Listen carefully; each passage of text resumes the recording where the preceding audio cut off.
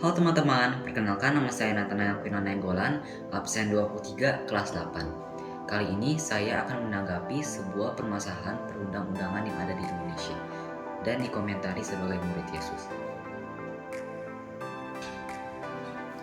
Kali ini saya akan memberikan contoh permasalahan perundang-undangan yang ada di Indonesia, yaitu korupsi.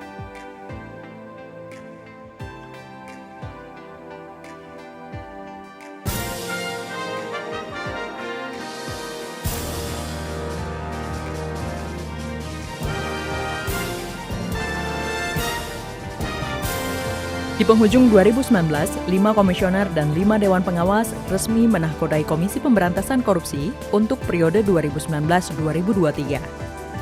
Dalam pidato perdananya, Ketua KPK Firly Bahuri mengingatkan, KPK harus bekerja sama dengan seluruh elemen masyarakat dan lembaga lain agar dapat memenuhi cita-cita bersama, yaitu bersihnya Indonesia dari praktek korupsi.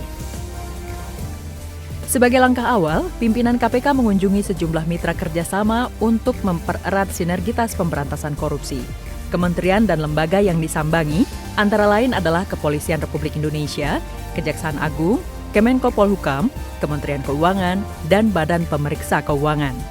Di akhir Januari, jajaran pimpinan dan Dewan Pengawas KPK hadir dalam rapat dengar pendapat pertama dengan Komisi 3 DPR RI. Program Rencana Strategis KPK 2019-2024, Rencana Kerja Tahunan KPK 2020, Pengelolaan SDM, serta sinergitas koordinasi KPK DPR dalam lingkup pengawasan menjadi agenda yang dibahas dalam RDP ini.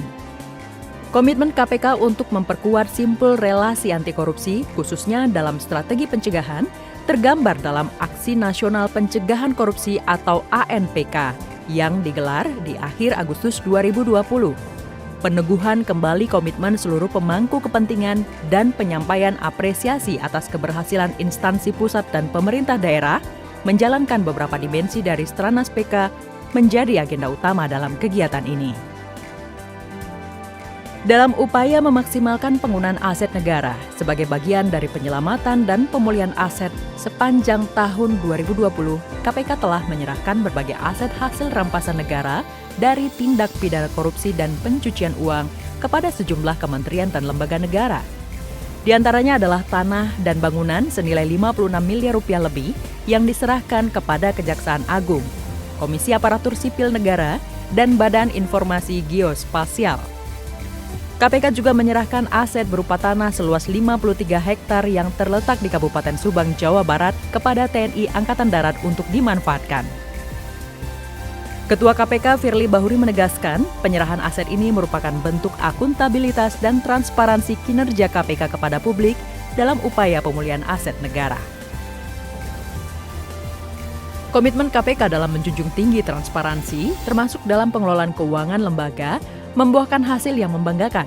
Di bulan Juli 2020, KPK kembali meraih opini wajar tanpa pengecualian dari Badan Pemeriksa Keuangan dalam laporan hasil pemeriksaan atas laporan keuangan pemerintah pusat tahun 2019. Ketua KPK Firly Bahuri mengatakan, opini WTP yang didapat merupakan bukti bahwa KPK telah melakukan perbaikan dalam pengelolaan keuangan.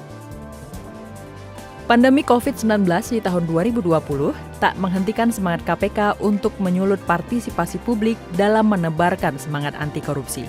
Di bulan Juni, 25.000 masker kain bertuliskan antivirus korupsi dibagikan oleh pimpinan KPK kepada masyarakat umum. Meningkatnya kesadaran dan kepedulian masyarakat untuk berperilaku anti korupsi dan menolak setiap bentuk korupsi menjadi pesan yang tersirat dalam kampanye ini. Pesan yang sama digaungkan oleh pimpinan KPK kepada calon kepala daerah dalam kunjungan ke sejumlah wilayah yang akan menggelar pilkada tahun ini. Ketua KPK Firly Bahuri mengingatkan tentang pentingnya integritas dan kejujuran agar pilkada dapat menghasilkan kepala daerah yang berkualitas dan terhindar dari potensi korupsi. Sepanjang tahun 2020, KPK tetap menunjukkan tajamnya upaya penindakan sebagai salah satu ujung tombaknya. Penahanan belasan mantan anggota DPRD Sumatera Utara periode 2009-2014 dan 2014-2019 dalam dugaan tindak pidana korupsi terkait fungsi dan kewenangan menjadi salah satu sorotan publik di tahun ini.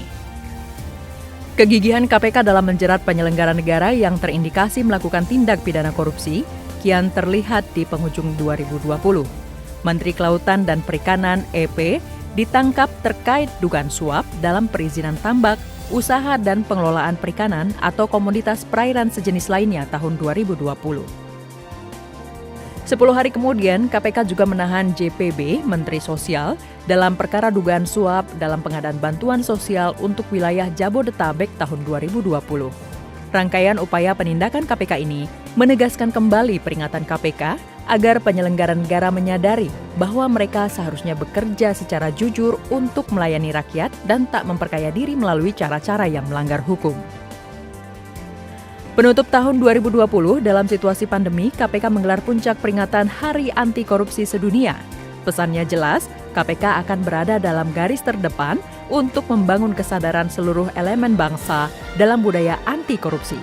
Tahun 2021 menjadi tantangan besar untuk dihadapi, dan KPK tak akan berhenti.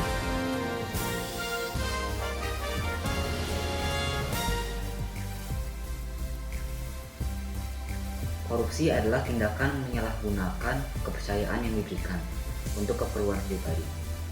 Korupsi dapat terjadi di lingkungan sekitar kita, seperti di tempat tinggal, di sekolah, di tempat kerja, dan di pemerintahan. Salah satu contoh korupsi yang sering dilakukan adalah korupsi suap menyuap dan korupsi uang negara. Korupsi di Indonesia sudah menjadi musuh utama, sebab korupsi dapat mengakibatkan penurunan ekonomi negara dan dapat mengakibatkan kemiskinan masyarakat dan negara. Sudah banyak oknum yang ditangkap oleh Komisi Pemberantasan Korupsi atau yang biasa disebut KPK karena melakukan korupsi. Oleh sebab itu, korupsi harus diakhiri dan koruptor harus diberikan hukuman yang lebih berat. Sebagai murid Yesus, kita harus terbiasa untuk jujur, baik dalam perkataan dan perbuatan.